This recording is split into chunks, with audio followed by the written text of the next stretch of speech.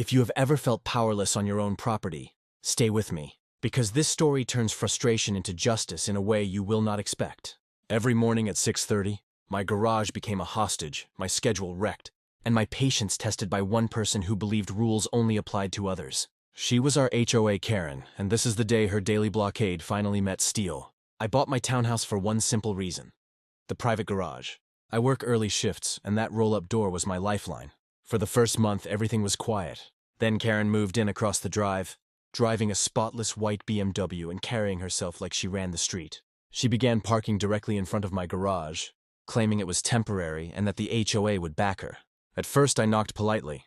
She waved me off, coffee in hand, telling me I could wait 5 minutes. 5 minutes turned into 15, then 30. I was late to work 3 times in 1 week. When I complained to the HOA board, they told me to work it out like neighbors. That was the moment. I realized I was on my own. I left notes. She laughed. I took photos. She shrugged. One morning, I called for a tow, and she sprinted out screaming about harassment. The tow driver left to avoid drama, and Karen smiled like she had won.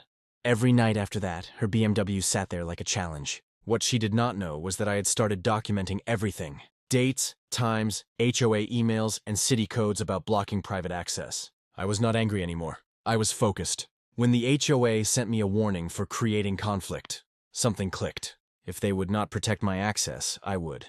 I scheduled a survey, pulled permits, and followed the law down to the inch. 2 steel posts, removable but immovable when locked, placed exactly on my property line. No warnings, no speeches, just patience. The night before installation, Karen parked there again, smug as ever. She had no idea that her routine was about to end in a lesson she would never forget. I barely slept that night, replaying every ignored email and every minute. I had sat trapped in my own driveway. I reminded myself that doing things legally and quietly was the strongest response I had left. And whatever happened next would be on her choices, not mine. That morning, the sound of drilling metal into concrete is a very specific kind of satisfaction, especially when it is lawful. By 8 a.m., the contractor's truck was parked neatly inside my garage. Cones placed, permits taped to the wall. I stood there with coffee, calm. While the first hole was measured twice and drilled once, Karen appeared right on schedule. She marched over, phone already recording, demanding to know what I was doing to community property. I handed her the permit without a word. She scoffed, saying the HOA president would shut this down before lunch. The contractor did not even look up. The posts went in exactly where the survey marked my line. Neighbors gathered, pretending to check mail while watching everything. Karen tried to park again, inching her BMW forward until the bumper nearly kissed the fresh steel.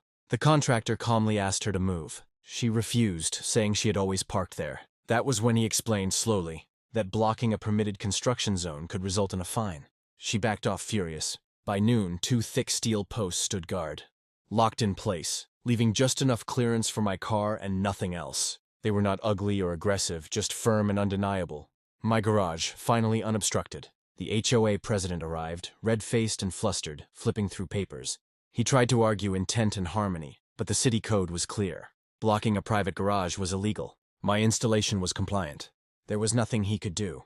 He left without apologizing. That afternoon, I pulled out of my garage without stress for the first time in months. It felt surreal.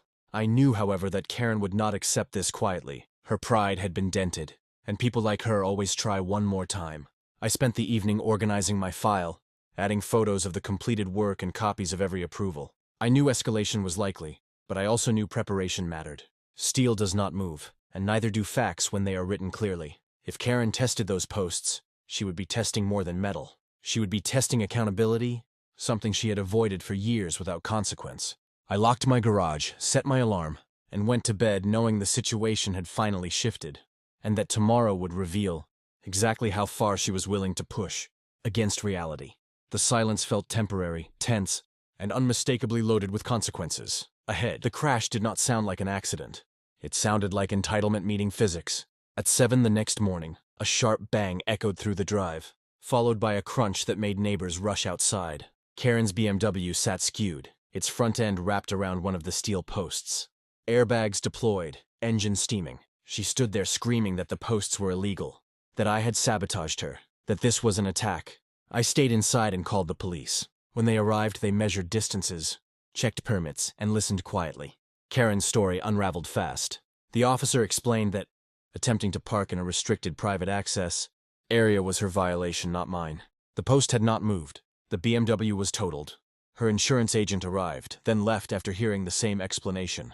Blocking access, attempting to force a space, clear fault. What struck me most was how quickly confidence drains when authority disappears. Karen's voice, once sharp and commanding, cracked as paperwork replaced shouting. She kept insisting someone would fix this for her, but no one came. The rules she ignored were now the only rules that mattered. Later that day, I provided my documentation to the police report and insurance adjuster, each page reinforcing the same truth. I had followed procedure. I had been patient. I had been ignored. The posts were not revenge. They were resolution. By evening, the story had spread through the community group chat. Opinions shifted, sympathy dried up, and people admitted they had experienced similar issues with her behavior. Silence, it turned out, had protected the wrong person for a long time. I parked my car, walked past the posts, and felt something close to peace settle in. That night, I slept without setting an alarm for confrontation, knowing the boundary was visible, legal, and respected. No threats followed, no notes appeared, and no one blocked my garage again. Consequences had done what conversations never could, and the community adjusted accordingly. The posts remained ordinary and unremarkable, marking the end of a problem that once felt endless. Sometimes boundaries teach faster than words ever can, especially when steel is involved. Lessons learned, balance restored. For everyone involved, the weeks after the crash were quieter than I expected, but not calm. Silence in an HOA never means peace. It means paperwork. Karen's BMW was gone, towed away like an afterthought, yet her presence lingered in emails, complaints, and whispered conversations. The HOA board suddenly became very active, sending notices about aesthetic concerns and community unity. None of them mentioned the accident directly. I attended the next HOA meeting prepared. I brought copies of the police report, the insurance determination, the permits, and the city code highlighted in yellow. Karen sat across from me, arms crossed, riding in on a friend's car, her confidence replaced with a tight, simmering glare. When the floor opened for discussion, she claimed the posts were aggressive, dangerous, and provoked her accident. I waited until she finished. Then I spoke calmly, sticking to facts. I explained the daily blockage, the ignored complaints, the documented warnings, and the legal installation. I did not insult her or raise my voice. I let the timeline speak. The room shifted. Neighbors nodded. A few even added their own stories of blocked driveways, threats, and dismissive comments. The board tried to compromise, suggesting painted lines or shared schedules. The city code shut that down immediately. A private garage is not negotiable. Blocking it is a violation. The posts were lawful. End of discussion. For the first time, Karen was outvoted without argument. After the meeting, people thanked me quietly. One neighbor said my situation gave them courage to stand up about ongoing issues. Another admitted they had been afraid to complain for years. I realized then that this was never just about my garage. It was about unchecked behavior thriving on avoidance. Karen avoided me after that. No more notes, no more stares, no more parking games. Her authority had evaporated. Without the BMW, without the HOA backing her, she was just another resident bound by the same rules as everyone else. Life returned to normal. I left for work on time. I came home without anxiety. The steel posts became invisible, part of the landscape, doing their job quietly. Boundaries, once enforced, rarely need defending again. They stand, they remind, and they protect. Looking back, I understood something important. Fairness does not arrive on its own. Sometimes you have to build it, bolt it down, and lock it in place. And when you do it the right way, it lasts. Months later, the HOA updated its rules. Blocking garages carried immediate fines. Documentation procedures were clarified. Complaints required written responses. The changes were small on paper, but massive in impact. Karen never claimed credit, but everyone knew why the updates happened. Consequences have a way of rewriting policies faster than debates ever do. I ran into her one afternoon near the mailboxes. She looked different, quieter, careful. She did not apologize, but she nodded. It was not friendship, but it was acknowledgement. Sometimes accountability does not sound like sorry. Sometimes it sounds like compliance. The steel posts remained untouched, unlocked only when I needed extra clearance. No one tested them again. Visitors learned quickly. Delivery drivers respected the boundary. What once caused daily stress now required no thought at all. Neighbors stopped by occasionally, asking how I handled the process. I told them the truth. Document everything. Follow the law exactly, stay calm. Let systems work when emotions fail. Standing up does not require shouting. It requires preparation and patience. The experience changed how I saw conflict. I used to believe harmony meant avoiding confrontation. Now I understood that real harmony requires clear limits.